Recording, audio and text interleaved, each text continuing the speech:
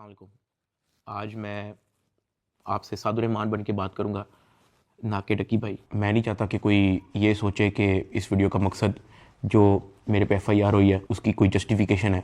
I am simply here to apologise. मेरे किसी भी कंटेंट से अगर आज तक कोई भी नेगेटिवली इम्पैक्ट हुआ है, मैं उस चीज़ के लिए माफ़ी मांगता हूँ। मेरी हमेशा से सिर्फ यही इंटेंशन रही है कि मैं लोगों को एंटरटेन करता रहूँ और कुछ ना कुछ जो है वो मैं नया लाता रहूँ। लेकिन मेरे अनजाने ना अनजाने में अगर मेरे से कोई कंटेंट कभी ऐसा पोस्ट हुआ है जिससे कुछ नेगेटिवली इम्पैक्ट हुआ है, या कोई प्रमोशन ऐसी हुई है जिससे कोई नेगेटिवली इम्पैक्ट हुआ है, मैं उस चीज़ के लिए पूरे कौम से माफ़ी मांगता हूँ। Let the court handle. मैं लीगली इस मैटर को एंड तक देखूँगा। मैं कोर्ट्स के साथ पूरी तरह कोऑपरेट करने को रेडी हूँ और कर रहा हूँ। मैं इदारे के साथ पूरी तरह कोऑपरेट करूँगा और जो भी जज साहब मेरे केस का फ़ैसला लेंगे मैं वो कबूल करूँगा। मेरा और मेरी फैमिली का जो 3.5 माह का एक्सपीरियंस है, मैं सिर्फ वो बताने आया हूँ। 16 अगस्त 2025 को जब मैं सो के उठता हूँ तो मैं बड़ा एक्साइटेड होता हूँ, क्योंकि हमने अपने दोस्त वगैरह मेहमान बुलाए होते हैं। हमने अपने घर में दावत रखी होती है। मेरे सब दोस्त आते हैं, बड़ा इंजॉय करते हैं, हम खाना शाना खाते हैं, गपशप लगाते हैं। मेहमान चले जाते हैं, उसके बाद मैं और रूब पैकिंग में लग जाते हैं, क्योंकि हमें मलेशियन गवर्नमेंट का एक इवेंट है, उधर से इनवाइट आया होता है कि डकी भाई आप आए हमारे लिए कुछ वीडियोस वगैरह बनाएं। पूरे पाकिस्तान से उन्होंने एक मेल और एक फ़ीमेल को चुना है, जिसके अंदर मेल में उन्होंने मुझे चुना है। बाकी कंट्रीज़ से भी उन्होंने एक मेल एक फ़ीमेल इनवाइट किए हुए थे और मैं बड़ा एक्साइटेड था कि पूरे पाकिस्तान के अंदर से उन्होंने एक बंदा चूज़ करना है और उन्होंने मुझे चुना। मैं बड़ा ऑनर फील कर रहा। हमने बड़ी जल्दबाजी में पैकिंग की, क्योंकि मेहमान आए होते हैं, हमें टाइम नहीं मिलता और मुझे नहीं पता था कि जब हम पैकिंग करके अपने घर से निकलेंगे तो मेरी ज़िंदगी का सबसे मुश्किल वक्त शुरू हो जाएगा। मेरे वहमो गुमान में भी नहीं था कि मेरे साथ क्या होने जा रहा है। हम जब पैकिंग करके सामान गाड़ी में रखते हैं, गाड़ी हमारी एयरपोर्ट की तरफ चल पड़ती है। एयरपोर्ट पहुंचते हैं, हम सामान अपना अनलोड करते हैं। रात के 9 बजे के करीब हमारी फ़्लाइट होती है। हम काउंटर पे जाते हैं और हमें अपना बोर्डिंग पास मिल जाता है। उसके बाद जहाँ पे इमिग्रेशन होनी होती है, जहाँ पे आपके पासपोर्ट पे एग्जिट स्टैंप लगती है, हम जब वहाँ पे पहुँचते हैं तो वो मेरे से पूछते हैं कि आप पे कोई FIR तो नहीं है। मैंने कहा नहीं। कहता आपका साइबर क्राइम में कोई इशू है क्या? मैंने कहा नहीं। कहते आप हमारे साथ आ जाएं। मैं और अरूब एक दूसरे की तरफ देखते हैं कि ये क्या हो गया। हम किसी को ऑन टाइम ज़्यादा इन्फॉर्म ही नहीं कर पाते हैं। मैंने ज़िया को सिर्फ मैसेज कर दिया है कि ये इस तरह से इशू हो गया है, तो शायद हम फ्लाई ना कर पाएँ, तो आप प्लीज़ गाड़ी जो है वो एयरपोर्ट ले आओ और हमें यहाँ से पिक कर लो। हमें लगा कि शायद हमें बस सिर्फ फ्लाई नहीं करने देंगे और हम घर जा सकेंगे। 5-10 मिनट के बाद इमिग्रेशन वाले हमसे हमारे मोबाइल ले लेते हैं, कहते हैं कि इसको एयरप्लेन मोड पर लगा दें और अरूब की तरफ वो इशारा करते हैं कि अगर आप जाना चाह रही हैं मलेशिया तो आप जा सकती हैं। अरूब ने कहा नहीं, अगर साथ मेरे साथ जा रहा है तो मैं चले जाती हूँ, वरना मैं इधर ही ठीक हूँ। शायद ये मेरी गलती ही, मुझे उसको जाने देना चाहिए था, क्योंकि उसके बाद जिस चीज़ से मेरी फैमिली ने गो थ्रू किया है, मैंने यही रिग्रेट किया कि मुझे अरूब को मलेशिया भेज देना चाहिए था। इमिग्रेशन वाले हमें एक रूम में बैठाए थे। मैं और अरूब बस आपस में गपशप लगा रहे होते हैं कि कोई नहीं कल चले जाएंगे, कोई नहीं दोबारा टिकट करा के परसों चले जाएंगे, इवेंट भी 2 दिन के बाद है, कल चले जाएंगे। हम आपस में यही डिस्कस कर रहे थे। बिल्कुल मेरे अंदर इतना सा भी वहम गुमान नहीं था कि असल में इशू क्या है। 1 घंटे के बाद इमिग्रेशन वाले आते हैं, वो कहते हैं कि आ जाए हमारे साथ। एयरपोर्ट के बाहर NCCI की टीम आई होती है, मुझे वो हथकड़ी लगाते हैं, मेरी गाड़ी में बैठा देते हैं। अरूब कहती है कि मैंने भी साथ आना है। मैंने उसको कहा नहीं, तुम घर चली जाओ, मुझे नहीं पता क्या सीन है, मैं हैंडल कर लूँ। वो गाड़ी भी चल पड़ी थी, गाड़ी सीधा चलेगी NCCI ऑफिस गुलबर्ग। 11 बजे हम NCCI ऑफिस पहुँच जाते हैं। हथकड़ी मुझे लगी हुई थी, मुझे ऊपर एक रूम में लेके गए। जब मैं NCCI के ऑफिस पहुंचता हूं तो वहां पे 6-7 ऑफिसर्स बैठे होते हैं। मेरी हथकड़ी वो खोल देते हैं, मुझे कुर्सी पे बिठा देते हैं और मेरी इंटेरोगेशन शुरू हो जाती है। वहां पे मेरे से क्वेश्चन करते हैं एप्लीकेशंस के प्रमोशन के बारे में। वहां पे मुझे पहली बार आइडिया होता है कि मेरा इस इशू पे मुझे एयरपोर्ट पे रोका गया। खैर मेरे से वो जो सवाल करते गए मैं उनको बताता गया। मेरे पास 3 मोबाइल थे, मैंने तीनों मोबाइल के पासवर्ड उनको दिए। उन्होंने मेरे से मेरे जीमेल अकाउंट के पासवर्ड पूछे, मैंने वो भी उनको ऑन द स्पॉट दिए। उन्होंने मेरे से मेरे लैपटॉप का पासवर्ड पूछा, मैंने उनको ऑन द स्पॉट दिया। ऐसा भी नहीं कि मैंने उनको कोई बहाना लगाया हो कि मैं पासवर्ड भूल गया हूँ, because I had nothing to hide. मैं इदारे के साथ कोऑपरेट करना चाहता हूँ। मैं ये नहीं चाहता कि इदारा ये सोचे कि मैं कुछ छुपा रहा हूँ। मेरा 23 दिन का रिमांड लिया गया। वो सारी इन्वेस्टिगेशन मैंने पहले 23 मिनट के अंदर दे दी थी। कई घंटे गुजर जाते हैं और तमाम ऑफिसर्स मेरी इंक्वायरी लेके चले जाते हैं, सिवाय एक के, जो मेरे इन्वेस्टिगेशन ऑफिसर्स थे, असिस्टेंट डायरेक्टर शुएब रियाज साहब। मेरे आईओ के अलावा जब तमाम ऑफिसर्स चले जाते हैं तो एक प्राइवेट बंदा बाहर से अंदर आता है। तो आईओ मुझे कहता है कि तुझे पता है कि तेरे पे FIR होने वाली है। मैंने कहा यार मुझे थोड़ा सा एक्सप्लेन कर दें कि मेरे पे केस क्या है और क्या FIR है और मैंने किया क्या है। तो जो प्राइवेट बंदा था जो बाद में आया था ना, वो कहता कि यार तेरे बहुत बड़े मामला आते हैं, तेरा बहुत बड़ा मैटर है, तेरे पीछे ISI है, तेरे पीछे MI है, तेरे पीछे क्या क्या एजेंसी है। कहता तुझे पता ही नहीं है कि तूने क्या किया। तो वो मेरे पे ये इंप्रेशन डाला कि हर इदारा जो है वो मेरे पीछे पड़ गया। साथ ही कहता कि लेकिन अगर आप हमारे साथ कोऑपरेट करेंगे तो हम आपके साथ कोऑपरेट करेंगे। मेरा तो काम ही कोई नहीं है, मैं सुबह उठता हूँ, फैमिली को टाइम दिया, बेगम को टाइम दिया, एक आधे दोस्त को टाइम दिया, जाके व्लॉग वगैरह बना लिया, घर आए सो गए, दैट्स इट। इसके अलावा मेरी लाइफ में कुछ है ही। मेरे माइंड में 100 सवाल आना शुरू हो गए, लेकिन मेरे पास जवाब किसी का नहीं था। खैर उन्होंने मेरे पे FIR दे दी, मुझे हवालात में बंद कर दिया। मैंने जिंदगी में कभी हवालात नहीं देखी थी। उस रात मैं नहीं सोया, मैं जागता रहा, रोशनी होगी। हवालात में सिर्फ एक ही लड़का था, मैंने उससे भी कोई ज्यादा बातचीत नहीं की। सुबह 10-11 बजे के करीब एक बंदा आया, उन्होंने मुझे हथकड़ी लगाई और मुझे कोर्ट ले गए कि आपको जज साहब के सामने पेश करना है। मेरी फैमिली में से किसी भी बंदे ने आज तक कोई कोर्ट, कोई कचहरी, कोई पुलिस स्टेशन, कोई हवालात, कोई थाने, उनमें से किसी चीज़ का उनको नहीं था पता। जज साहब ने 2 दिन का रिमांड दे दिया, मुझे तो रिमांड का मतलब ही नहीं था पता। मुझे हथकड़ी लगा के फिर से NCCI ऑफिस ले जाते हैं और मुझे हवालात में बंद कर देते हैं। उससे नेक्स्ट डे की बात है, मेरी इन्वेस्टिगेशन चल रही होती है। Additional director NCCI Sarfaraz Chaudhry साहब वो अचानक कमरे में आते हैं, मेरी तरफ देखते हैं, कहते हैं कि ए मुंडाई। आईओ कहते हैं हाँ जी। कहते हैं इसको लेके आओ मेरे पास। आईओ हथकड़ी पकड़ता है, मेरे हाथ पे लगाता है और कहता चल। मुझे जब हथकड़ी लगा के एडिशनल डायरेक्टर रूम में लेके जाते हैं तो वहाँ पे 5 ऑफिसर्स बैठे होते हैं। एडिशनल डायरेक्टर सरफराज चौधरी साहब मेरे से पूछते हैं कि तुम कौन से एप्लीकेशन के कंट्री हेड हो। मैंने कहा कि सर मैं किसी एप्लीकेशन का कोई कंट्री हेड नहीं हूँ। वो अपनी कुर्सी से अचानक उठता है, कहता तेरी माँ किधर से आता है पैसा तेरे पास। मैंने कहा सर मैं यूट्यूबर हूँ, मेरे 8 मिलियन सब्सक्राइबर हैं, उधर एडसेंस अभी मैं बात कर ही रहा होता हूँ। कहता है कि तुम मेरे वतन अजीज के बच्चों को खराब कर रहे हो, क्या करता है तुम्हारा बाप। मैंने कहा जी यूनिवर्सिटी के अंदर प्रोफेसर है। तो कहता तुम इतने क्यों हो। मैं चुप रहता हूँ। वो चीख के बोलते, कहता बोल। मैंने कहा जी सर मैं सिर्फ वीडियोस बनाता हूँ, मैं यूट्यूबर हूँ। माँ बहन की गालियाँ वो देता रहता है। उसने मेरे मुंह पे बहुत जोर का थप्पड़ लगाया। मैं बिल्कुल चुप होकर ऐसे मुंह नीचे करके खड़ा हो गया। तो कहता मुंह ते कर, मुंह ते कर। अभी मैंने मुंह पर किया नहीं था। वो जोर से चीख के कहता मुंह ते कर। अभी मैंने वो मुंह पर किया ही था, उसने मुझे दूसरा थप्पड़ लगाया। मैं वहाँ पे बड़ा हेल्पलेस फील कर रहा कि यार मेरे से ऐसा क्या हो गया। मैं भी ये सोच ही रहा था, उसने मुझे तीसरा थप्पड़ लगाया। मुझे माँ बहन की गालियां दी जा रहा है, मैं अपना मुंह नीचे करके खड़ा हुआ हूँ तो मेरे थप्पड़ इधर लगता है, फिर वो कहता मुंह पर कर, फिर मेरा थप्पड़ इधर लगता है। वो मारी गया जब तक उसका दिल नहीं भरा। मैंने तो गिने भी नहीं है कि उसने मुझे थप्पड़ कितने मारे हैं। फिर वो मुझे कहता कि अपनी टांगे बैंड कर। मैंने अपनी टांगे बैंड कर ली। कहता हाथ ऊपर कर। मैंने अपना हाथ ऊपर कर ली। वो घर में एक वीडियो कॉल लगाता है जो एक बच्चा रिसीव करता है जिसकी एस्टिमेटेड तकरीबन एज होगी 7 साल। एक हाथ में सिगरेट होती है। वो उस बच्चे से पूछता है कि डकी बाई को जानते हो। वो बच्चा कहता है जी। वो बैक कैमरा ऑन करता है, मेरे हाथ खड़े होते हैं, टांगे बैंड होती हैं। वो कैमरे से दिखाता है उस बच्चे को कि कौन है ये। कहता है डकी भाई। तो कहता कि तुम इसके प्रोग्राम देखते हो। कहता जी। वो पीछे जो प्राइवेट मुलाजिम खड़ा होता है जो बहुत जोर का पीछे थप्पड़ मारता है। सरफराज चौधरी साहब उस 7 साल के बच्चे को कहते हैं ये देखो इसके साथ क्या हो रहा है, आप देखोगे तुम इसका प्रोग्राम। कहता नहीं, चलो फटाफट इसको गालियां दो। बच्चा कहता है कि सरफराज चौधरी साहब कहते हैं और का बच्चा। सरफराज चौधरी साहब कहते हैं और का बच्चा। थप्पड़ वो मारी जा रहा होता है पीछे। वो वीडियो कॉल पे उस बच्चे को दिखा रहा होता है कि ये तुम इसके प्रोग्राम देखते हो और ये मैं क्या बताऊं यार। खैर मैं तब बड़ा हेल्पलेस होता हूँ, मैं समझ नहीं आती कि मैं क्या करूं और किस तरह इससे निकलूं। मैंने क्या किया ऐसा।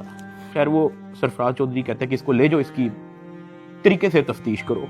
जबकि मैं डे 1 को आया हूं, मैं सब कुछ, मोबाइल का पासवर्ड, मैंने लैपटॉप के पासवर्ड, मैंने जीमेल के पासवर्ड, मैंने एक चीज नहीं छोड़ी। मुझे आज जितने ऑफिसर्स थे वहां पे, मुझे एक ऑफिसर आके दिखा दे, बता दे कि डकी भाई ने हमें ये चीज नहीं थी दी, इसलिए हमने मारा है। वो तफ्तीश के अंदर इस जगह कोऑपरेट नहीं था कर रहा, इसलिए हमने मारा है। मुझे एक बंदा आके दिखा दे यार। मेरा 23 दिन का रिमांड लिया, मैंने पहले 23 मिनट के अंदर उनको सब कुछ दिया। मुझे ऊपर ले गए। मेरे से एक बंदा मिलने आया हुआ था, जावा फूड्स, मेरा एक जाने वाला है जिसने हमारे घर में, जब हमारे घर में दावत थी तो उसकी केटरिंग की थी। अब क्योंकि मुझे फ्रेश मार के ऊपर लेके गए थे, मेरी आंखों में आंसू थे, तो वो जब मिलने आया हुआ था वो अचानक अपनी सीट से खड़ा हुआ और उसने मेरी तरफ देखा कि क्या हुआ है। मैंने कहा कि यार मैं इनके साथ पूरी तरह कोऑपरेट कर रहा हूँ, वो फिर भी मुझे मारी जा रहे हैं, मुझे माँ बहन की गालियां दे रहे हैं। तो अगर आपकी यहाँ पे किसी ऑफिसर से बातचीत है, आप उनसे काइंडली रिक्वेस्ट करें कि यार मुझे मारे कम, या मुझे तब मारे जब मैं आपको कुछ छुपा रहा हूँ या आपको कुछ गलत बता रहा हूँ, तब मार लें, लेकिन मुझे मारे कम। वो बड़ा परेशान हुआ, वो बाहर चला गया, कुछ खाने को मेरे लिए लेके आया था, पिज्जा या कोई बर्गर लेके आया था। बाहर जाके मुझे नहीं पता कि उनके जानने वाले थे जुनैद सलीम जो एंकर हैं, उन्होंने कहीं उनको बात बता दी। जुनैद सलीम साहब ने जो है वो अपने पॉडकास्ट के अंदर इसका जिक्र कर दिया कि मेरा एक जानने वाला वहाँ पे गया तो डक्की भाई इस हालत में था। तो जुनैद सलीम साहब ने जो है वो इस चीज़ का पॉडकास्ट, मेरे लिए अंदर प्रॉब्लम हुई, मुझे फिर इस बात पे डांट पड़ी कि मैं आगे बात आउट कर रहा हूँ। खैर मैंने फिर डिसाइड किया कि मैंने अब बोलना ही नहीं, मुझे जितना मर्जी मारे, मैंने किसी को नहीं बताना।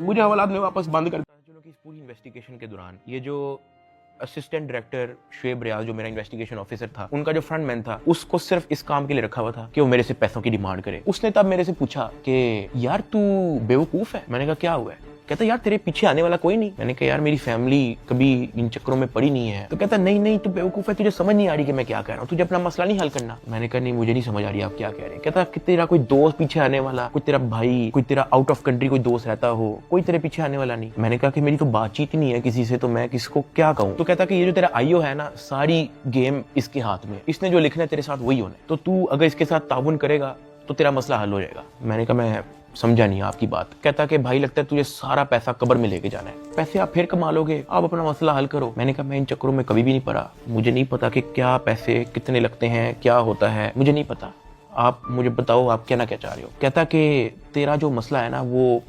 7-8 के अंदर हल हो जाएगा। पहले मुझे लगा कि कोई 7-8 लाख की बात कर रहा है कि कोई 7-8 लाख के अंदर मेरा मसला हल हो जाएगा। मैंने कहा 7-8 लाख? कहता नहीं तू लाखों में ही रही। मैंने कहा 7-8 करोड़? कहता तो और। मैंने कहा इतने तो मेरे पास है ही नहीं, मेरे रिसेंटली कुछ बहुत ज्यादा खर्चे हुए हैं, मैंने आगे भी बहुत सारी मेरी स्पेंडिंग है, मेरे 100 और काम है, मेरे पास नहीं है। कहता बस फिर तो इधर ही पड़ा रहा है। मुझे वहां से आइडिया हो गया कि इस बंदे का काम सिर्फ और सिर्फ मेरे से पैसे मांगना है। जब मैं एनसीसीआई की कस्टडी में था, आप लोगों ने शायद 3,26,000 USDT की बात एडिशनल डायरेक्टर के पॉडकास्ट में सुनी होगी।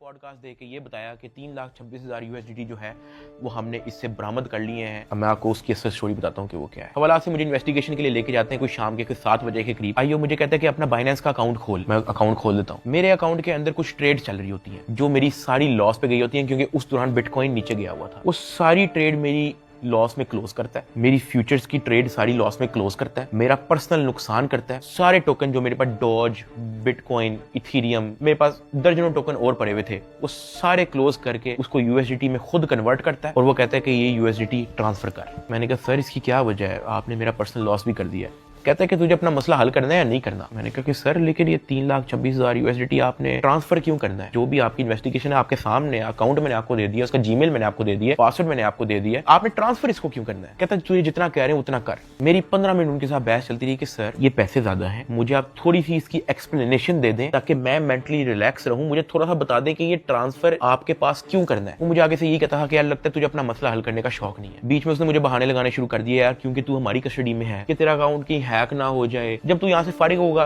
तू मुझे बता दी, मैं तुझे सेंड कर दूंगा। आईओ ने मुझे इस तरह की कहानी सुनाई शुरू कर दी। उसने मुझे एक अपना वॉलेट एड्रेस दिया, उसने कहा कि ये सारे पैसे इस पे ट्रांसफर कर। इसने मेरे से जबरदस्ती मेरा फेस आईडी, मेरा ऑथेंटिकेटर सारा लगा के इसने मेरे से जबरदस्ती 3,26,000 USDT, जिसकी PKR के अंदर वैल्यू बनती है 9 करोड़ पाकिस्तानी रुपया। अब जिस अकाउंट में उसने ट्रांसफर किया, क्या वो FIA का अकाउंट था?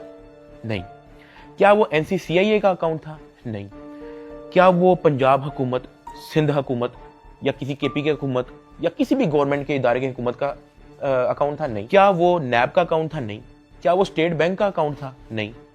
क्या वो कोई ऐसा अकाउंट था जो कोर्ट की तरफ से जिसकी अप्रूवल मिली हो? नहीं। वो मेरे आईओ असिस्टेंट डायरेक्टर शुएब रियाज साहब का अपना पर्सनल अकाउंट था, जिसके अंदर इन्होंने मेरे 9 करोड़ रुपया एस्टिमेटेड ट्रांसफर किए। ट्रांसफर करने के बाद इन्होंने वापस मुझे हवालात में बंद कर दिया। कोई रिसीविंग नहीं दी, मुझे उसकी कोई रीजनिंग नहीं दी, कोई सबूत ही नहीं है इस चीज का कि इन्होंने अपने पास ट्रांसफर किया। 8 बज जाता है, 9 बज जाता है, 10 बज जाता है, 11 बज जाता है, मेरे से सोया नहीं जाता। एक ऑफिसर एक मुलजिम को छोड़ने आते हैं हवालात, मैं फटाफट उठ के उससे पूछता हूँ, मैंने कहा सर आपके इस NCCIA इदारे के अंदर जब कोई क्रिप्टो का कोई रोला चलता है, कोई USDT का कोई रोला चलता है, तो उस पे क्या होता है? क्या उसको ट्रांसफर कर लिया जाता है? कहता मैंने कभी ऐसा सुना तो नहीं है। कहता क्यों, क्या हुआ है? मैंने उसको बताया। मैंने कहा आईओ ने मेरे 9 करोड़ रुपया USDT ट्रांसफर कर लिया अपने पास। कहता अच्छा, तो उसने आपको कोई रिसीविंग दी है? मैंने कहा नहीं। कहता ऐसा होता तो नहीं है वैसे, लेकिन अगर आप कहते हो तो मैं किसी से पूछ लूं। मैंने कहा जी पूछ ले, मैं बड़ा टेंशन में हुआ। उस पूरी रात मैं नहीं सोया। अगले दिन सुबह के कोई 10-11 बजे के करीब एक बंदा आता है, मुझे लेके जाता है ऊपर ऑफिस में। मुझे इतनी जोर का वो थप्पड़ लगाता है, मेरे ख्याल से मेरे पूरे 3 महीने के अंदर सबसे ज्यादा जोर का थप्पड़ वो वाला थप्पड़ था जिसकी मैं अभी बात कर रहा हूँ। क्योंकि वो मुझे बता के नहीं लगाया जाता, वो मेरे पीछे से लगाया जाता है, मेरे सर पे इतना बड़ा उस बंदे का हाथ होता है, मुझे इतनी जोर का थप्पड़ लगाते हैं, मेरे यहाँ से मेरे ज़हन का मवाद, अंतरियां सारी मेरी आंखों से बाहर निकलने को करी। मैं इवन एक पॉइंट पे मेरा विजन ब्लरी हो गया, मेरा विजन काला हो गया, मैं बेहोश होने वाला। इतनी जोर का वो थप्पड़ था। उसने कहा कि हर चीज बतानी जरूरी होती है। मैंने कहा कि सर मेरे 9 करोड़ रुपया आप ट्रांसफर कर लो, मुझे उसकी कोई रीजनिंग ना दो, मुझे उसकी कोई रिसीविंग ना दो, मैं अपना मुंह कैसे बंद रख लूं? इतनी सी बात पे उसने मुझे फिर से एक और थप्पड़ लगाया। मुझे आईओ के पास ले गया। आईओ कहता कि यार तुझे अपना मसला हल करने का शौक नहीं है? एडिशनल साहब बहुत नाराज है। मैंने कहा सर आपने 9 करोड़ रुपया मेरा ले लिया है, अभी मैं बात कर ही रहा था तो उसने इशारा किया कि इसको बंद कर दो। अब मुझे बंद कर दिया वापस हवालात में। कुछ टाइम के बाद जब मुझे फिर से इन्वेस्टिगेशन के लिए लेके गए तो ये जो मेरी 9 करोड़ रुपया जो इन्होंने ट्रांसफर किया है 3,26,000 USDT, ये बात पूरे डिपार्टमेंट के अंदर फैल चुकी थी। हर प्राइवेट मुलाजिम को पता था, हर ऑफिसर को पता था, हर आईओ को पता था, डिपार्टमेंट में हर एक बंदे को पता लग गया था कि ये इतनी बड़ी अमाउंट जो है वो शुएब रियाज आईओ के अकाउंट में ट्रांसफर हुई है। आईओ ने सोचा इसने बात आउट कर दिया है, सबको पता लग गया है। इन्होंने फटाफट क्या किया, उसकी रिकवरी डाल के कोर्ट में पेश कर दिया कि ये देखो हमने ये पैसे बरामद किए हैं इससे, जबकि उन्होंने बरामद की इंटेंशन से वो ट्रांसफर अपने पास नहीं किए थे। इनकी ये इंटेंशन थी कि पैसा हम अपने पास ट्रांसफर कर लेते हैं, फिर इसमें से कोई इसको 20-30% वापस देके इससे डील करेंगे। ये इनकी शुरू की इंटेंशन थी, लेकिन मैंने डिपार्टमेंट में बात आउट कर दी। मैंने मार खा ली इसके बदले। मैंने कहा मुझे मारो जितना मारना है। डिपार्टमेंट में बात आउट कर दी, ये लोग घबरा गए, इन्होंने फटाफट कोर्ट में रिकवरी डाल दी, जिसकी वजह से मजबूरन एडिशनल डायरेक्टर सरफराज चौधरी साहब को दर्जनों पॉडकास्ट मजीद देने पड़े कि 3,26,000 हमने इस बंदे से बरामद कर लिया है, जबकि वो बरामदी की नीयत से ट्रांसफर नहीं किया गया। हाँ वो तो मैंने डिपार्टमेंट में बात आउट कर दी, तो फिर आपको स्टोरी बनानी पड़ी इसकी। 3,20,25,000 USDT कोर्ट ऑफ लॉ में सबमिट कर दिए। जब मुझे इन्वेस्टिगेशन के लिए फिर से लेके गए तो वहां पे एक और बंदा आया था अपने काम से। मैं आप लोगों को उसका नाम तो नहीं बता सकता, लेकिन हम लोग उसका नाम रख लेते हैं बिग ब्रदर। ये बिग ब्रदर जो है आपने वीडियो के एंड तक याद रखना है। वो अपने किसी काम से आया था, उसने मुझे देखा, उसने मेरे से पूछा कि यार डिक्की तेरे पे केस क्या है? मैंने कहा एप्लीकेशन प्रमोशन का केस है। तो कहता कि तेरा मैटर कहाँ तक पहुंचा है? मैंने कहा कि मैं तो पूरी तरह ताउन कर रहा हूँ, मैं तो सब कुछ इनको दे चुका हूँ, मुझे नहीं पता कि इनको अब मेरे से और क्या चाहिए, लेकिन मैं तो पूरी तरह इनके साथ कोऑपरेट कर रहा हूँ। तो कहता अच्छा। उसने उसे सर हिलाया और कहता कि क्या ये लोग तेरे से कोई पैसे भी मांग रहे हैं? अब क्योंकि मैं उस बंदे को पहली बार मिला हूँ, मैं नहीं जानता कि वो कौन है, मैंने उसको कहा कि नहीं मेरे से कोई पैसे नहीं मांग रहा। जैसे सर हिलाया, कहता अच्छा चल ठीक है, अच्छा लगा तेरे से मिलके। वो अपने कामों में लग गया। खैर मेरी इन्वेस्टिगेशन के बाद उन्होंने फिर से मुझे जेल में हवालात में बंद कर दिया। इन्होंने अपनी पूरी कोशिश की कि हम इससे पैसे लें, हम इससे पैसे का पूछें। जब इनको आइडिया हुआ कि मैं इनको किसी भी तरह से एंटरटेन नहीं कर रहा, इन्होंने बहाने से मेरी फैमिली को बुला लिया। अरूब और मेरी अम्मा, उनको ये कह के बुलाया गया कि मेरी उनके साथ मुलाकात। मुझे जब हवालात से ऊपर लेके गए तो अरूब बैठी हुई थी और उसकी इंटेरोगेशन हो रही थी। उसका मोबाइल जो है वो इन्वेस्टिगेशन ऑफिसर के हाथ में था। तो मैंने इन्वेस्टिगेशन ऑफिसर शुएब रियाज साहब से पूछा कि ये आपने इनका मोबाइल क्यों लिया? तो कहता कि इन पे भी FIR होगी। तो अरूब घबरा गई, उसने कहा मेरे पे FIR क्यों होगी? उसने कहा कि आपने तो हमें साथ से मिलने के लिए बुलाया है, मुझे और मामा को के साथ से मुलाकात हो जाएगी। तो वो कहता कि नहीं FIR हो ना हो, ये जो आपके शोहर की FIR है इसी में बड़ी जगह है, हम आपको इसी में नामजद करेंगे। अरूब घबरा गई। मैंने अरूब की तरफ देखा, मैंने अरूब की तरफ इशारा किया कि मैंने कहा बस बिल्कुल चुप होके बैठ जाओ, बस ये वक्त गुजारो, बस इस वक्त हम कुछ नहीं कर सकते। खैर वो अरूब से कुछ क्वेश्चन उन्होंने पूछने शुरू कर दिए। मैंने यही कोशिश की कि मैं जल्दी से जल्दी अरूब को वापस भेज दूं घर। उसका मोबाइल वापस मिले ना मिले डजंट मैटर, वो घर जाए। आईओ ने अरूब का मोबाइल रख लिया। मैंने अरूब को कहा कि अब तुम घर जाओ, तुमने वापस नहीं आना। जब अरूब घर गई है तो उसने जब वकीलों से डिस्कस किया तो वकीलों ने कहा कोई बात नहीं, हम प्री अरेस्ट बेल करवा लेंगे। तो अरूब ने कहा ओके। अगले दिन उन्होंने जाके प्री अरेस्ट बेल करवा ली। जब उन्होंने प्री अरेस्ट बेल करवाई तो प्री अरेस्ट बेल की खबर पहुंच गई इदारे में, NCCI ऑफिस में, आईओ के पास और सरफराज चौधरी एडिशनल डायरेक्टर के पास। इन्होंने फिर से मुझे कहा कि अपनी फैमिली को मीटिंग के लिए बुलाएं। मैंने घर वालों को कॉल की क्योंकि उसकी प्री अरेस्ट बेल हो चुकी थी। मैंने कहा चलो अब इसको खतरा नहीं है और इसका मोबाइल भी उनके पास है, तो I think it's not a big deal, मैं बुला लेता हूँ। ऑफिसर्स ने जो है मेरे घर कॉल करवाई। मैंने कहा कि अम्मा वो बड़े अफसरान, एडिशनल डायरेक्टर और इन्वेस्टिगेशन ऑफिसर्स बुला रहे हैं, तो बाकी घबराएं ना, कोई इस तरह कोई नेगेटिव मीटिंग या इस तरह का कुछ नहीं है, तो आ जाए। मेरी माँ और अरूब प्री अरेस्ट बेल करवाने के बाद एडिशनल डायरेक्टर रूम में आ गए। सरफराज चौधरी साहब कहते जतोई साहिबा, आप अपने आप को क्या समझती हैं? आपने प्री अरेस्ट बेल करवा ली है? तो अरूब ने कहा जी। तो कहता अच्छा करवाएं, जो आपने करना करें। 5 रुपए का एक नया सफा आता है, हम एक नई FIR लिखेंगे और आपको पकड़ लेंगे। अरूब मेरी तरफ देख रही है कि ये क्या है, ये किस तरह की मीटिंग है। मेरी माँ परेशान, लाल उनके चेहरे हो गए थे सबके। एडिशनल डायरेक्टर सरफराज चौधरी साहब ने फिर अपना मोबाइल खोला, वहाँ WhatsApp खोला, उन्होंने ऊपर लिखा जज, और ऐसे मेरी माँ को और मेरी वाइफ को लिस्ट दिखाई ऐसे स्क्रॉल करके कि ये देखो मेरा इस जज से भी ताल्लुक है, मेरा इन जज से भी ताल्लुक है, मेरा इस जज से भी ताल्लुक है। क्या कर लेंगे आप? जब वो इस तरह जजेस की लिस्ट दिखा रहा था तो उसने बड़े ऊंचे अल्फाज में बोला कि यहाँ पे जज भी मैं हूँ, यहाँ पे वकील भी मैं हूँ, यहाँ पे सब कुछ मैं हूँ। जितनी आपने प्री अरेस्ट बेल करवानी है करवाएं, नया पर्चे में हम पकड़ लेंगे। हमारे पास कुछ कहने को नहीं था। मैंने वहाँ पे सिर्फ सर को कहा कि जी सर आप सही, बिल्कुल सही कह रहे हैं। मैंने अपने घर वालों की तरफ देखा, मैंने उनको इशारा किया कि प्लीज वक्त गुजारे बस।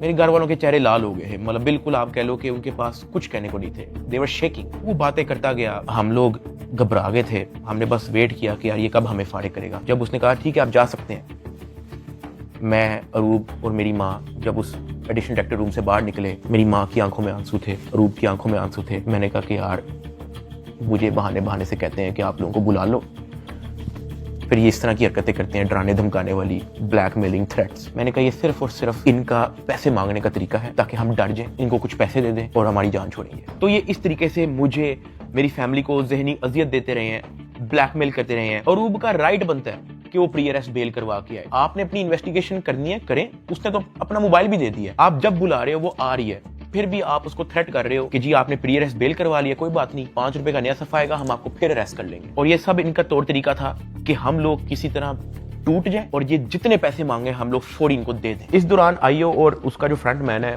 जब उनको पता लगा कि मैं और मेरी फैमिली किसी भी तरह से इनको एंटरटेन नहीं कर रही, कोई पैसों के मामले में लिफ्ट नहीं करवा रही, तो इन्होंने मेरे एक दोस्त से बात की और उस दोस्त को कहा कि इसको मुझे आके कहो कि ये पैसों से मसला हल होगा। उसकी जो भी गपशप हुई मेरे दोस्त ने वापस आके बताई, कहता कि ये पैसे ही मांग रहे हैं। मैंने कहा यार इस तरीके से मेरी फैमिली को ब्लैकमेल कर रहे हैं, इस तरीके से मुझे टॉर्चर कर रहे हैं, ये लोग चाहते क्या है? वो ये कह रहे हैं कि अरूब को हम पर्चे में नामजद ना करें और उस पर कोई नया पर्चा ना दें और उसको अरेस्ट ना करें, उसका वो 1 करोड़ रुपया मांग रहे हैं। मैंने कहा भाई इन्होंने मेरा बैंक अकाउंट ब्लॉक कर दिया, इन्होंने मेरी USDT भी अपनी जेब में डाली है, मेरे अब्बा जी का बैंक अकाउंट ब्लॉक है, मेरी अम्मा जी का बैंक अकाउंट भी इन्होंने ब्लॉक कर दिया है, अरूब का बैंक अकाउंट इन्होंने ब्लॉक कर दिया है, जिया का बैंक अकाउंट इन्होंने ब्लॉक कर दिया है, इवन मुनीब जो अंडर 18 है उसका बैंक अकाउंट भी ब्लॉक कर दिया है। कहानी यहाँ पे खत्म नहीं हुई। मेरे दादा अब्बू जिनका मैंने आज तक व्लॉग में जिक्र नहीं किया, आज तक उनकी अपीयरेंस नहीं हुई, 80 साल एंड अबव की उनकी उम्र है, उनका बैंक अकाउंट भी ब्लॉक कर दिया। मेरे पास 1 टका नहीं है इनको देने के लिए। सॉरी। उसने मेरी बात सुनी, कहता अच्छा। उसने एज इट इज जब ये बात आईओ को बताई, आईओ आगे से इसको कहता कि इन्हां दे कोल 40-50 करोड़ रुपया सैट नहीं पर आउंदा है। मेरे दोस्त ने एज इट इज मुझे ये बात आके बताई। अब क्योंकि मेरी फैमिली ऐसे मेंटल टॉर्चर से गुजर चुकी थी, जब मेरे दोस्त ने ये बात मेरी फैमिली को बताई, मेरी फैमिली ने घबरा के कहा कि प्लीज आप किसी और से बात कर लें, अगर वो हमें लोन दे सकता है, कोई उधार हमें दे सकता है तो दे दे। मेरे दोस्त ने इवन मेरे एक और दोस्त से भी बात की, उसने मना कर दिया, कहता यार हम नहीं कर सकते, 1 करोड़ रुपए बहुत ज्यादा है। मेरे दोस्त ने फिर आईओ से बात की, आईओ कहता कि हम 60 लाख से नीचे नहीं लेंगे, अरूब की हद तक, अभी हम डकी की बात नहीं कर रहे। ये बात जब उसने मुझे आके बताई, मैंने कहा मेरे पास है ही नहीं 60 लाख, या मेरे पास 60 रुपए नहीं है, सब कुछ इन्होंने ले लिया। अगले दिन मेरी कोर्ट में पेशी थी, मेरा रिमांड लेने के लिए जब कोर्ट में गए तो मेरी फैमिली वहां पे आई हुई थी। उन्होंने मेरे से हाथ जोड़ के, रंग उनके उड़े हुए थे, कहा कि साद जो कह रहे हैं इनको प्लीज दे दो। अरूब कांप रही थी, कहती कि मुझे पकड़ लेंगे, मुझे पता भी नहीं है कि इनको कैसे हैंडल करना है, मुझे नहीं पता कि आगे मेरे साथ ये लोग क्या करेंगे, प्लीज ये जो मांग रहे हैं दे दो। जब मैंने उनकी शक्लें देखी फैमिली की, मैंने कहा ठीक है, लेकिन मेरे पास 60 लाख रुपए वाकई में नहीं है, आप किसी से बात कर लें। मेरे मामू आउट ऑफ कंट्री रहते हैं, वो ऑस्ट्रेलिया से फ्लाई करके आए हैं, जो हमने इनको ये सारी कहानी बताई है। मेरे एक मामू इधर पाकिस्तान में होते हैं, वो भी आए हैं, उनसे हमें उधार लेना पड़ा कि प्लीज हमारी हेल्प कर दें, हमारा ये मसला है, हमें 60 लाख रुपया उधार चाहिए। उन्होंने 60 लाख रुपया हमें कैश अरेंज करके दिया, वो कैश हमने इन लोगों को पहुंचाया। इनको पैसे जो है मेरे भाई ने भिजवाए थे, मुझे तो पता भी नहीं था कि इनको पैसे पहुंच गए हैं या वो मेरे मामू ने दिए हैं, ये सारी बातों का मुझे बाद में पता लगा। जब इनको पैसे पहुंच चुके थे, अगले दिन मुझे एडिशनल डायरेक्टर सरफराज चौधरी साहब ने मुझे फिर से कहा कि आप अपनी फैमिली को, अगर आपने मीटिंग करनी है तो आप बुला लें। मैंने कहा जी ठीक है। मैंने अपनी फैमिली को बुला लिया और तब एडिशनल डायरेक्टर साहब का रवैया मेरी फैमिली के साथ टोटली चेंज हो चुका था। वहाँ से मुझे आइडिया हुआ कि it was never about the case, it was always about the money. वो मेरी फैमिली से बड़े अच्छे से बात कर रहे हैं, मुझे आइडिया हो गया हाँ कि इनको शायद पैसे पहुंच चुके हैं। वो इवन कमरे से चले भी गए थे, उन्होंने कहा कि अगर आपने अपनी कोई प्राइवेट बात करनी है तो आप कर लें। जब वो कमरे से गए हैं तब मेरी माँ ने, अरूब ने, मेरे भाई ने सारी कहानी बताई कि किस तरह से मेरे मामू ने उधार 60 लाख रुपया दी है ये सारी कार्रवाई के लिए। मैंने अपनी माँ से माफ़ी मांगी, मैंने कहा यार आई एम सॉरी कि मेरी वजह से इतना कुछ करना पड़ रहा है सबको। कहती कोई बात नहीं, अल्लाह पाक देख रहा है, इट्स ओके। खैर मेरी फैमिली को 5-10 मिनट दिए हैं मेरे से बात करने के लिए और वो चले गए। अब तक मेरा 16-17 दिन का रिमांड हो चुका था। इतना लंबा रिमांड होता नहीं है। अभी वीडियो में कुछ टाइम पहले मैंने आपको कहा था कि बिग ब्रदर एक बंदा आपने याद रखना है। ये बिग ब्रदर इस बार फिर से एनसीसीआई ऑफिस आता है, लेकिन ये इस बार मेरे से मिलने आता है। मेरे से पूछता है कि किधर तक पहुंचा तेरा केस। मैंने कहा कि सर मेरी तरफ से तो मैं सब कुछ दे चुका हूँ, मुझे नहीं पता कि इनका क्या इरादा है। उसने मेरे से पूछा कि यार इतना लंबा तेरा रिमांड क्यों हुआ है। मैंने कहा सर नो आइडिया, जबकि मैं इनको सब कुछ दे चुका हूँ। इनके पास मेरे सारे मोबाइल हैं, इन्होंने मेरी वाइफ को भी नामजद किया है, सारे ईमेल पासवर्ड लिए मैं, सब कुछ इनके पास है, ये फिर भी मेरा रिमांड डिमांड करते हैं। कहता अच्छा तो इन्होंने पैसों की बात की है तेरे से, क्योंकि मैं उस बंदे पे उस तरह से ट्रस्ट नहीं था करता। मैंने कहा नहीं, इन्होंने मेरे से कोई पैसों की बात नहीं की। कहता किसी ने इशारा दिया हो, किसी ने इनडायरेक्टली तेरे से डिमांड की हो, या किसी ने कहा हो कि तू अगर पैसे दे देगा तो तेरी छूट हो जाएगी। फिर वही बात कि मुझे नहीं था पता कि वो बंदा कौन है। मैंने उसको कहा कि नहीं। उसने मेरी तरफ देखा ऐसे, कहता आर यू श्योर। मैंने कहा जी। इवन उससे मुझे एक पॉइंट पे बड़े गुस्से से देखा, कहता कि देख ले अगर कुछ ऐसा है तो तू मुझे बता सकता है। फिर वही बात आ गई क्योंकि मैं उसको जानता नहीं था। मैंने कहा नहीं ऐसा कुछ भी नहीं है सर। कहता ठीक है। वो चला गया। मेरा 23 दिन टोटल रिमांड हो चुका था। जो मैं आप लोगों को ये भी बताता चलूं कि एनसीसीआई की हिस्ट्री में इतना लंबा रिमांड नहीं हुआ। इवन एक पॉइंट पे मैं इतना तंग आ गया था इनसे कि मैंने खुद ही जज साहब के सामने कहा कि सर मैं चाहता हूं कि ये लोग अपनी तसल्ली पूरी कर लें, इन्होंने जो मेरी इन्वेस्टिगेशन करनी है करें, अगर ये रिमांड मांग रहे हैं इनको रिमांड दे दें। मैं इतना तंग आ गया था, मैंने जज साहब के सामने खुद ही बोल दिया कि यार रिमांड ले लें मेरा। 23 दिन रिमांड के बाद भी इन्होंने 30 लाख रुपया मेरी फैमिली से मुझे जुडिशियल करने का लिया। मतलब एनसीसीए ऑफिसर्स ने मुझे जेल भेजने के भी मेरी फैमिली से पैसे लिए। खैर मैंने अपने दोस्त को कहा कि यार ये आईओ से पूछो कि अब क्या इसने मेरे साथ करना है। कहता कि मैंने बात की है। वो ये नहीं कह रहा कि अब आपकी बेल करवानी है, वो ये कह रहा है कि हमने 4 पर्चे मजीद रेडी किए हैं, वो 4 पर्चे हम डकी भाई पे ना दें, उसका 1.5 करोड़ रुपया वो मांग रहे हैं, जिसमें से एक पर्चा इन्होंने कोई लड़की रिलेटेड रखा हुआ है। और जब मैंने ये सुना मैं बर्बाद, मैं टूट चुका था। मैंने अपने दोस्त को कहा तू इनको ब्लॉक कर दे बस, और तू जा, इनको को 4 पर्चे देने, 400 दें, मैंने अब 1 टका नहीं देना इनको। इस तरह तो इनको आदत लग जाएगी।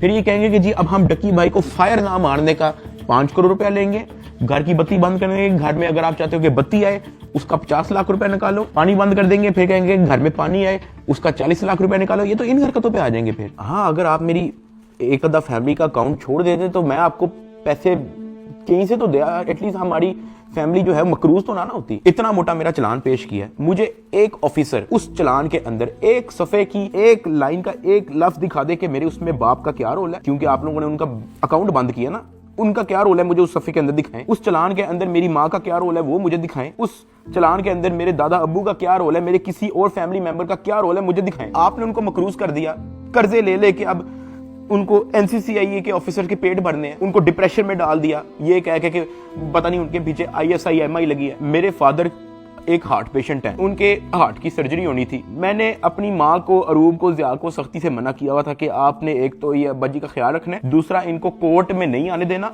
ये मेरे पास एक बार भी जेल में ना आए, क्योंकि मुझे पता है उनकी हार्ट की क्या कंडीशन है। वो बेहोश हो जाते हैं, परेशान हो जाते हैं। हम उनकी सर्जरी के हमारे पास पैसे नहीं थे, वो जो पैसे हमने उनकी जो सर्जरी के लिए देने थे वो उन्होंने ब्लॉक कर दिया। अब कर्जा लेके हम एनसीसीए के ऑफिसर्स का पेट भर रहे हैं। ये मेरी फैमिली को उस स्टेज पे लेके आए हैं जहां पे मैं स्पीचलेस हो गया कि यार मैं क्या करूं। मतलब अब्बा जी के इलाज के पैसे भी उन्होंने ब्लॉक कर दिए हैं। और ये बात मैंने उनको उधर दफ्तर में ऑफिस में कही थी, सरफराज चौधरी को मैंने खुद उसके मुंह पे कही थी। मैंने कहा मेरा अब्बा हार्ट पेशेंट है, उनकी सर्जरी के पैसे आपने मेरे फैमिली का अकाउंट ब्लॉक कर दिया। ये इस स्टेज पे मेरी फैमिली को ले आए थे। मुझे 23 दिन बंद रख के चुपेरे मार के मुझे कोर्ट पे लेके जाते थे कि मैं किसी मीडिया के किसी माइक में बोलना। तारीख के 23वें दिन जब मुझे जज साहब के सामने पेश किया तो फाइनली मैं जुडिशियल हो गया। जुडिशियल का मतलब यह है कि अब मैं जेल चला जाऊंगा। जज साहब ने ऑर्डर लिख के दिया कि हमने बंदा जुडिशियल कर दिया। अब जुडिशियल करके कोर्ट से बंदा डायरेक्ट जेल नहीं जाता, कोर्ट से एक बार एनसीसीआई ऑफिस वापस आता है,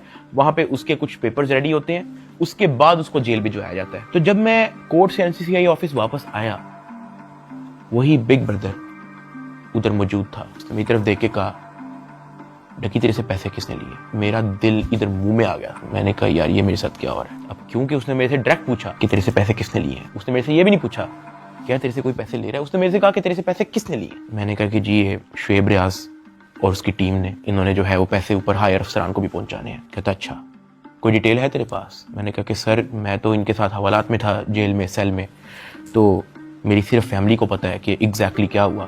फैमिली 5-10 मिनट के लिए मेरे से मिली थी, लेकिन उन्होंने मुझे बहुत छोटा छोटा मोटा मोटा बताया, ज़्यादा डिटेल का मुझे नहीं पता। तो फिर उसने पूछा कि कितने पैसे लिए हैं। मैंने कहा जी 60 लाख रुपए लिए। वो भी मेरी वाइफ को नामजद करने का कह रहे थे कि जो मेरी बीवी को अरेस्ट कर लेंगे, अगर आप चाहते हैं कि हम आपकी वाइफ को अरेस्ट ना करें तो ये 60 लाख रुपया पहुंचाएं। तो वो हमें 60 लाख रुपया उसका हमने दिया। उसने कहा ठीक है तू जेल जा, लेकिन उससे पहले कहीं से कॉल करवा और अपनी फैमिली को कह कि तेरा एक दोस्त मिलने आ रहा है, उससे मिलने। मैंने कहा ठीक है।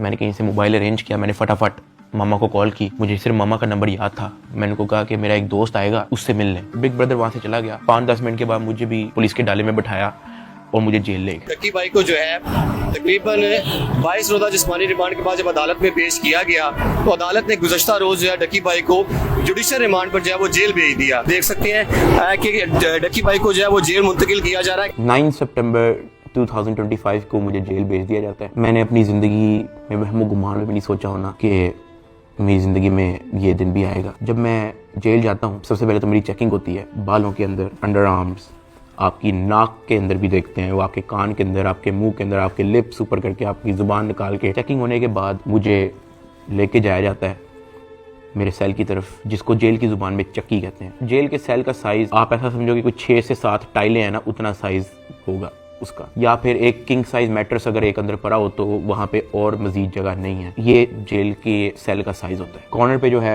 वॉशरूम लगा होता है जो कवर्ड नहीं होता, उसके आगे एक छोटी सी दीवार लगी होती है, यानी कि अगर आप खड़े हुए हो तो बाहर से देखने वाला बंदा आपको नंगा देखेगा, लेकिन अगर आप वॉशरूम करने के लिए बैठे हो तो आपके चेस्ट से ऊपर ऊपर जो है आप विजिबल होगे, नीचे आप कवर्ड होगे। इस हद तक बस दीवार होती है वहाँ पे। उसी के ऊपर जो है वो एक टूटी लगी होती है पानी की। मैं जब अपने सेल में आता हूँ तो शाम हो जाती है, मुझे सेल में लाते ही लॉक कर दिया जाता है, क्योंकि मेरा नया नया एक्सपीरियंस होता है। मुझे नहीं समझ आ रही होती है कि मैं कहाँ पे आ गया हूँ। मैं इधर उधर देखता हूँ, परेशान हो जाता हूँ कि ये क्या हो रहा है मेरी ज़िंदगी में। बहुत ऊंचा पंखा लगा होता है जहाँ से मुझे आइडिया होता है कि कोई चाह के भी खुदकुशी नहीं कर सकता। अंधेरा हो जाता है, मुझे कुछ समझ नहीं आ रही होती कि मैंने क्या करना है। खैर मैं दीवार के साथ लग के बैठ जाता हूँ बिल्कुल ऐसे ही, और सोचता रहता हूँ कि ये मेरी ज़िंदगी कहाँ से कहाँ आ गई है। मैं अपने सेल से बाहर देखता हूँ तो 1.5 लीटर की बोतल पड़ी होती है, उसके ऊपर कैप भी लगा होता है। मेरा हाथ तो वहाँ तक नहीं पहुँचता, लेकिन कोई 15-20 मिनट के अंदर एक इंचार्ज जो है वो वहाँ से गुजर रहा होता है। मैं उसको आवाज़ देता हूँ कि सर, वो मेरी बात सुनते हैं, हाँ जी। मैं उनको कहता हूँ कि सर वो सामने 1.5 लीटर की बोतल पड़ी है, वो काइंडली मुझे पकड़ा दें। मुझे बोतल पकड़ा देता है। वॉशरूम से मैं वो 1.5 लीटर की बोतल के अंदर पानी भरता हूँ, उसका कैप बंद करता हूँ। सितंबर का टाइम होता है, शदीद गर्मी होती है, इतनी गर्मी कि आप कूलर के बगैर नहीं रह सकते। मैं अपनी कमीज़ उतारता हूँ, बॉटल को अपनी शर्ट के अंदर डाल के ऐसे उसको मैं लपेटता हूँ, अपने सर के नीचे रख के मैं लेट जाता हूँ। 2 दिन मेरे ऐसे ही गुजरे। जेल के एक्सपीरियंस में मैं ज़्यादा डिटेल में बात नहीं करूँगा इस वीडियो में, मैं वो फिर कभी आप लोगों को एक्सपीरियंस बताऊँगा। 3 दिन मैं उस सेल में रहा, मुझे किसी ने नहीं बुलाया, किसी ने कोई आवाज़ नहीं दी। तीसरे दिन एक ऑफिसर आता है और उसके हाथ में एक चिट होती है। वो चिट की तरफ देखता है, वो कहता है साधु रिमांड की रही। मैं अपना हाथ कर रखता हूँ कि जी सर। मैं कहता आजा तेरी मुलाकात आई है। वो फीलिंग ही बड़ी अजीब सी थी कि आपको किसी ने पूछा है, आपसे बात की है किसी ने, और इससे पहले मुझे पता ही नहीं था कि मुलाकात क्या होती है। खैर उसने मुझे मेरे सेल से निकाला, मुझे एक जगह पे ले गया, और 3 दिन बाद मैंने किसी अपने को देखा। मेरी माँ, अरूब और ज़िया वहाँ पे खड़े हुए थे, लेकिन मैं उनको मिल नहीं सकता था, उनको गले नहीं लग सकता था, मैं उनको सलाम नहीं कर सकता था, क्योंकि हमारे दरमियान में शीशा लगा हुआ था। उनकी तरफ एक लैंडलाइन पड़ा हुआ था, एक लैंडलाइन मेरी तरफ पड़ा हुआ था, और उस लैंडलाइन में ही आप बात कर सकते हो। मैंने ज़िंदगी में इतना बेबस फील नहीं किया। एक लैंडलाइन उनकी तरफ पड़ा होता है, एक लैंडलाइन मेरी तरफ पड़ा होता है। एक तरफ से अरूब फ़ोन उठाती है, दूसरी तरफ से मैं फ़ोन उठाता हूँ, और वो कहती है क्या हाल है। मैंने कहा मैं ठीक हूँ। उसके आगे वो कुछ नहीं बोलती। 2 मिनट मैं भी चुप रहता हूँ, 2 मिनट वो भी चुप रहती है। अचानक कहती है कि साद ये क्या हो गया ये सब। मैंने कहा रूप मुझे नहीं पता, मुझे नहीं पता, मेरे पास किसी चीज़ का जवाब नहीं है। ऐसे ही हमारी बात हो रही थी, अचानक ज़िया अरूब को कहता कि मैंने बात करनी है साद से। मैंने कहा हाँ करवाओ। ज़िया अरूब से फ़ोन ले लेता है। वो कहता है कि यार साद आपका एक दोस्त आया था। मैंने कहा हाँ। कहता है यार वो तो सारी डिटेल हमसे मांग रहा था और उसको सब कुछ पता है, तो आप उस पर ट्रस्ट करते हो? मैंने कहा ज़िया देखो मैं उसको नहीं जानता हूँ पर्सनली, लेकिन फॉर सम रीज़न उसको पता था। मैंने उसको नहीं बताया, उसने मेरे से खुद कहा कि तेरे से पैसे किसने लिए, और उसने मुझे कहा था कि मुझे डिटेल चाहिए। तो ज़िया कहता कि हाँ वो हमारे पास आया था, एक कागज़ पे सारा मेरा वो लिख के गया है कि कहाँ कहाँ पे कैसे कैसे पैसे पहुँचाए, किसने दिए, किस बैंक से निकलवाए, वो सारा नोट डाउन करके गया है। मैंने कहा कि देखो ज़िया इस वक्त ना हमें नहीं पता कि हमने किस पे ट्रस्ट करना है किस पे नहीं करना। हमने जिसको भी अप्रोच किया है सब ने मदद करने से इनकार कर दिया है। जिन्होंने कोशिश की है वो भी कोई मसला कोई बेहतरी की तरफ नहीं आया। मेरे पास कोई ऑप्शन नहीं है, सुन लेते हैं हम एक बार इस बंदे की बात। ज़िया ने कहा ठीक है। जब ज़िया ने मुझे ये बात बोली तो मुझे आइडिया हो गया कि वही जिनका नाम हमने अभी बिग ब्रदर रखा था वो मेरी फैमिली से मुलाकात कर चुका है। खैर ज़िया से बात होने के बाद ज़िया ने फ़ोन मामा को दे दिया। मामा भी रो पड़ी, गपशप हो रही ही। साथ उन्होंने कहा था कि ये जो आपका दोस्त आया है कहता कि आप मेरी भी माँ है, आपको कुछ नहीं होगा, आपने अब एक भी रुपया किसी को नहीं देना, बस जो आप लोगों ने दे दिया है उसकी मुझे डिटेल दे बस। खैर वही 15-20 मिनट होते ही हैं वो फ़ोन बंद हो जाता है। ना मुझे मामा की आवाज़ आ रही होती है ना मेरी आवाज़ उन तक जा रही होती है। तो मुझे रियलाइज़ होता है कि मेरा वक्त ख़त्म हो गया है। वहाँ का एक इंचार्ज मुझे मेरे सेल में वापस छोड़ देता है। मैं वापस उसी जगह पे आया था। वक्त के साथ साथ जेल में अपने आप को एडजस्ट किया, मेंटली एक्सेप्ट किया कि भाई तू अभी इधर ही है। 10 दिन गुजर गए। 10 दिन के बाद एक इंचार्ज फिर से आया चिट लेके, कहता सादुररहमान के रही। मैंने कहा जी सर मैं। कहता आजा तेरी मुलाकात है। मुझे लगा मेरी फैमिली आई है, लेकिन जब मैं उधर पहुंचा तो वही बिग ब्रदर मेरे से मिलने आया था। खैर उसने कॉल उठाई, कहता कैसा है डकी? मैंने कहा सर मैं बिल्कुल ठीक। कहता तू अपनी फैमिली के सामने रोया क्यों था? मैं उनसे मिलने गया था तो वो तेरी माँ कह रही थी कि वो रो रहा था उधर। मैंने कहा सर मैं बस थोड़ा इमोशनल हो गया उनको देख के। कहता नहीं हो, पता है जेल हो गई है तुझे तो क्या हो गया है, अंदर बैठ के घर वालों को तो नहीं ना परेशान करना, उनके सामने मुस्कुरा के जाया कर, हंसता खेलता उनके साथ शुगर लगाया कर।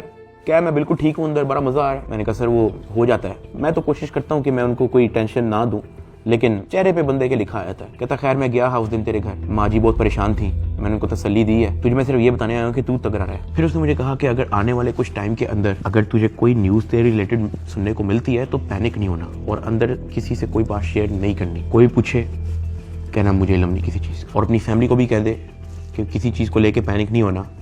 अगर कोई प्रेशराइज करने की कोशिश करे, कोई कॉल करे, कोई अप्रोच करे, जस्ट इन्फॉर्म अस। साथ मैंने उनको ये भी बताया कि जब मैं NCCI की कस्टडी में था तो वो मुझे कहते थे कि आपके पीछे MI लगी हुई है। तब उसने मुझे कहा कि जिन लोगों का नाम लेके आपसे पैसे ले रहे हैं ना, मैं उस इदारे से हूँ। फिर उसने मुझे बताया कि ये बात जब मुझे पता लगी तो हमने अपने हायर अथॉरिटीज़ को भी इन्फॉर्म किया, तो let me and my team handle it. तूने अंदर किसी से कोई बात नहीं करनी, अपनी फैमिली से ज़्यादा कोई बात नहीं करनी, सिर्फ उनका हालचाल पूछ और रोना धोना बंद कर, उनके सामने शुगर लगा, हंस मुस्कुरा, कह के बड़ा मज़ा आ रहा है अंदर, जो बुरा वक्त था वो चला गया, अब बस तू वक्त काट। फिर मैंने उसको बोला कि सर वो जो एडिशनल डायरेक्टर सरफराज चौधरी साहब हैं वो मुझे रिमांड के दौरान कहते थे कि मैं तेरी हाई कोर्ट तक बेल रोकूंगा। तो उधर बिग ब्रदर कहता कि छोड़ दे, कुछ नहीं होगा। उसके बाद वो हुआ जो किसी ने वहमो गुमान में भी नहीं सोचा था।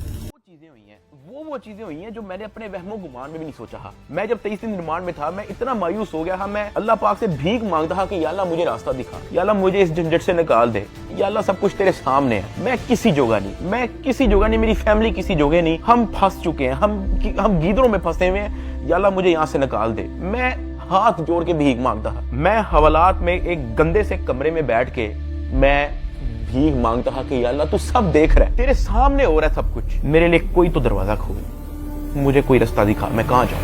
मेरी फैमिली को मेंटल ट्रॉमा से गुजारा, जिन ऑफिसर ने मेरी फैमिली को मेंटली टॉर्चर किया, जिन ऑफिसर ने मुझे बेवजह मारा, मैं उनसे भीख मांगता गया कि यार मुझे ना मारे, मुझे फिर भी मारते गए। जिन ऑफिसर्स ने बच्चे को वीडियो कॉल करके मुझे उससे माँ बहन की गालियां दिलवाई, अगले दिन उन सबकी खबर आ गई कि वो सब गिरफ्तार हो गए। और ये जो 100 दिन की कैद थी, जब मुझे किसी किस्म की कोई उम्मीद नहीं थी नजर आती, मैं कभी कभी अल्लाह पाक से कहता था कि अल्लाह तू मेरी क्यों नहीं सुन रहा। लेकिन ये सब जब मुझे खबरें सुनने को मिली तो मैंने रियलाइज किया कि अल्लाह ने मेरी तभी सुन ली थी जब बिग ब्रदर मुझे फर्स्ट टाइम एनसीसीआई ऑफिस में मिला और उससे मेरे से पूछा कि तेरे पे केस क्या है। इसमें मैं FIA एंटी करप्शन इदारे को बड़ा अप्रिशिएट करना चाहूँगा, जिन्होंने मेरी फैमिली का सारा केस सुना, मेरी फैमिली के एक एक मेंबर के पास जाके उन्होंने उनकी स्टोरी सारी सुनी, उनका बयान लिया, इन पे FIR लॉन्च की और ये सब कुछ हुआ। वहां से मुझे रियलाइज हुआ कि इदारे बुरे नहीं होते, कुछ लोग होते हैं जो बुरे होते हैं, और अनफॉर्चुनेटली मेरे केस के अंदर भी मुझे बुरे लोग मिले, लेकिन क्योंकि अच्छे लोग भी एग्जिस्ट करते थे, अल्लाह पाक ने उनको वसीला बनाया, उनको हमारे पास भेजा। 16 अगस्त को मैं गिरफ्तार हुआ। 100 दिन टॉर्चर, ऐसा रोलर कोस्टर जो मैंने जिंदगी में कभी भी नहीं सोचा था मैं और मेरी फैमिली ने गुजारा। 100 दिन के बाद जस्टिस शहराम सरवर, मैं उनको सल्यूट करता हूँ, उन्होंने मुझे बेल दी हाई कोर्ट से। मैं जब जेल में था, जब सबसे पहले मुझे इस चीज़ की न्यूज़ मिली कि डकी तेरी बेल हो गई है, तब जो मेरी बॉडी पे खून दौड़ा था उसके लिए मैंने 100 दिन इंतजार किया। मैं तो जम गया था, मैं खत्म हो गया था, मैं बर्बाद हो गया था। सही बताऊं तो मैं हार मान ली थी, मैं टूट चुका था, मुझे नहीं पता कि मैं क्या करूंगा। ये 100 दिनों में क्या क्या हुआ, ये वीडियो तो शायद 40-50 मिनट की होगी। अगर मैं आपको बताना शुरू करूं तो ये वीडियो 4-5 घंटे की होनी चाहिए। बहुत सारी चीजें मेरी मजबूरी है, मैं नहीं बता सकता। इवन ये जो भाई थे जिनका नाम हमने बिग ब्रदर रखा था, उनसे मैंने रिक्वेस्ट की, मैंने कहा सर मुझे लोगों को बताने दें कि आपने हमारी फैमिली के लिए क्या क्या किया। कहता Ducky, we work in the shadows, हमें आपकी अप्रिसिएशन नहीं चाहिए, ये हमारी ड्यूटी थी। आपकी माँ हमारी माँ है, आपकी फैमिली हमारी फैमिली है, ना हम चाहते हैं कि आप हमारा नाम लें, ना हम चाहते हैं कि आप हमें मेंशन करें। उसने कहा क्योंकि हमारे इदारे का नाम लेके आपको और आपकी फैमिली से फाइनेंशियल बेनिफिट्स ले रहे हैं, तो we have to step in. इदारे की ट्रेनिंग ही ऐसी है कि अगर हमारे इदारे का कोई नाम लेके अपने लिए कोई बेनिफिट लेगा तो उसकी कोई टॉलरेंस नहीं है, ये हमारी ड्यूटी है।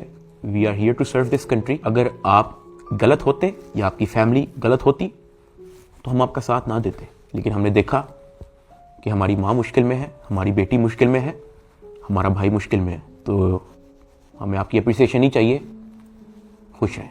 और मैं बड़ा हैरान हुआ कि एक तरफ NCCI ऑफिसर्स हैं जो दर्जनों पॉडकास्ट दे रहे हैं पब्लिकली, लेकिन बैक एंड पे वो क्या हरकत करे उस चीज़ का किसी को नहीं पता। और दूसरी तरफ ये बिग ब्रदर का इंस्टीट्यूशन जिन्होंने दिन रात एक कर दिया मेरी फैमिली के लिए, और जब मैंने उनका कहा कि मुझे बताने दे लोगों को, तो कहते हमें क्रेडिट नहीं चाहिए। सेल्फलेसली काम किया और एक भी पॉडकास्ट उनके एक भी ऑफिसर ने एक भी इंटरव्यू नहीं दिया, just working in the shadows. और मुझे और मेरी फैमिली को उन पर फख्र है, और मेरी सिंपैथी हर उस फैमिली के साथ है जो कभी इन करप्ट NCCI ऑफिसर्स के थ्रू अफेक्ट हुई है।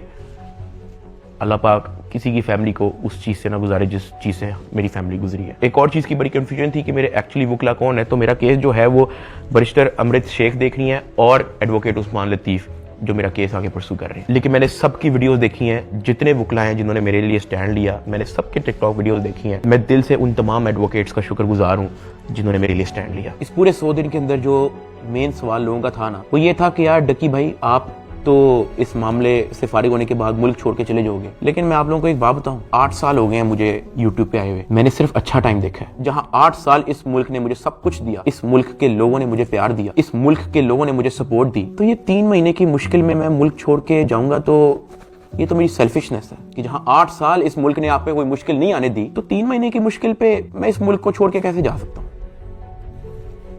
मैं इधर ही हूं, मैं कहीं नहीं जा रहा। पाकिस्तान ने ही मुझे सब कुछ दिया है, पाकिस्तान में ही मैं रहूंगा। यहाँ पे मैं वीडियो को एंड कर रहा हूँ। इस पूरे 100 दिन के अंदर मैंने बहुत कुछ सीखा। कोई भी आके पीछे नहीं आता आपकी फैमिली के अलावा। मेरी माँ कोर्ट के धक्के खाती रही है, उनका क्या काम है कोर्ट में, उन्होंने कौन सा वहाँ पे कोई बयान देना है या कोई स्टेटमेंट देनी है, या वो कौन सी वकील है जो उनका कोर्ट में कोई काम है। वो सिर्फ वहाँ पे इसलिए आती ही कि मुझे कुछ 30-40 सेकंड के लिए अपने बेटे की झलक देखने को मिल जाए, मैं बस देख लूँ कि यार मेरा बेटा ठीक है, सिर्फ इसलिए आती रही है। एक दिन भी उन्होंने मिस नहीं किया। आज के दौर में जहाँ वफादारी तो मजाक बन के रह गई है, अरूब मेरे साथ एंड तक खड़ी रही। उसको डराया गया, धमकाया गया, ब्लैकमेल किया गया। इवन एक पॉइंट में मैंने उसको ये भी कहा था कि जब तक ये मैटर हल नहीं होता तुम आउट ऑफ कंट्री चले जाओ। वो तब भी मेरे साथ खड़ी रही। मैं जेल में था और मेरे लिए मर्दों से लड़ती रही है, और सही बताऊं तो कोई भी नहीं करता ऐसा। हल्का सा मर्द पे बुरा टाइम आता है, औरतें छोड़ के चली जाती हैं, लेकिन अरूब मेरे साथ खड़ी रही।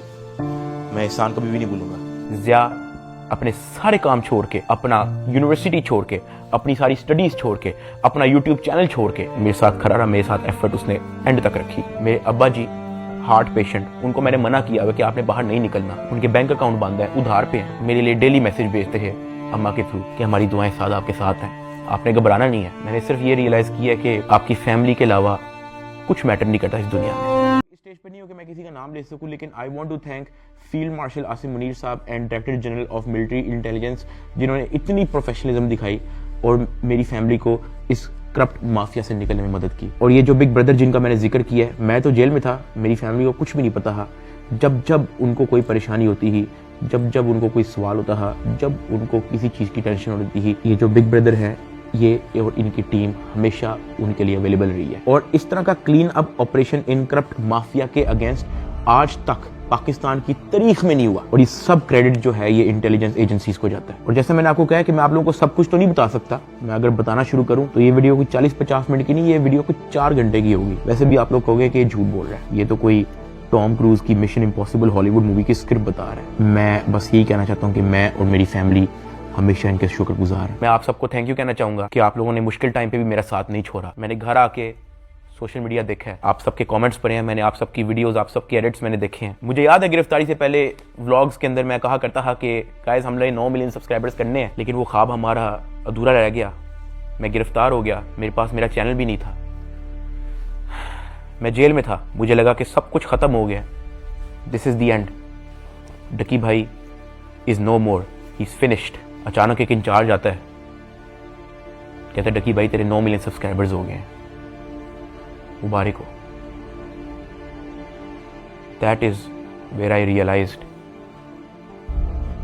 कि maybe this is not the end, maybe this is start of something else. I want to appreciate every single one of you. मैं जिंदगी भर नहीं भूलूंगा आप लोगों का एहसान। अभी इस वीडियो में मैंने आप लोगों को बोला कि यार अगर मैं सब कुछ बताना शुरू करूं तो ये वीडियो 4-5 घंटे की हो जाएगी। और साथ मैंने आप लोगों को ये भी बोला कि मैं आप लोगों को कुछ लोगों का नाम नहीं बता सकता, तो हम उनका नाम बिग ब्रदर रख देते हैं। बट लेकिन समटाइम सब कुछ जानना जरूरी भी नहीं होता। मैं बाहर आ गया हूँ, यही बहुत है। जब मैं जेल से वापस आया तो मैंने बहुत सारे लोगों की कहानियां देखी। कोई पॉडकास्ट पे कुछ कह रहा है, कोई यूट्यूबर कुछ कह रहा है, कोई टिकटॉकर कुछ कह रहा है, कोई जर्नलिस्ट कुछ कह रहा है। और मैंने उन सबको देख के बस कहा कि यार किसी को कुछ भी नहीं पता, सबकी अपनी अपनी कहानी है और सब झूठ है। असल में क्या हुआ है वो मुझे पता है। And let that be a mystery. Pakistan जिंदाबाद, पाक फौज जिंदाबाद।